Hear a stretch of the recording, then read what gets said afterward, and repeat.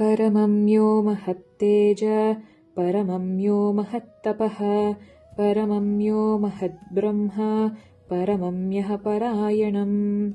ಇದರ ಅರ್ಥ ನೋಡೋಣ. ಪರಮಂ ಅಂದ್ರೆ ಶ್ರೇಷ್ಠವಾದ, ಯಹ ಅಂದ್ರೆ ಯಾರು, ಮಹತ್ತೇಜ ಅಂದ್ರೆ ಮಹಾ ತೇಜಸ್ಸು, ಮಹತ್ತಪಃ ಅಂದ್ರೆ ಮಹಾ ತಪಸ್ಸು, ಮಹದ್ಬ್ರಹ್ಮ ಅಂದ್ರೆ ಮಹಾಬ್ರಹ್ಮ, ಪರಾಯಣಂ ಅಂದ್ರೆ ಪರಮ ಆಶ್ರಯ.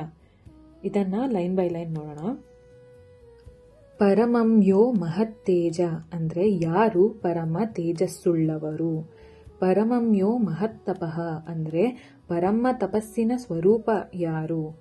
ಪರಮಂ ಯೋ ಮಹದ್ಬ್ರಹ್ಮ ಪರಮಂ ಯಃ ಪರಾಯಣಂ ಅಂದ್ರೆ ಮಹಾಬ್ರಹ್ಮ ಮತ್ತು ಜೀವಿಗಳಿಗೆ ಪರಮ ಆಶ್ರಯವಾಗಿರುವವರು ಯಾರು ಅಂದ್ರೆ ಅವರೇ ನಮ್ಮ ಭಗವಂತನಾಗಿದ್ದಾರೆ.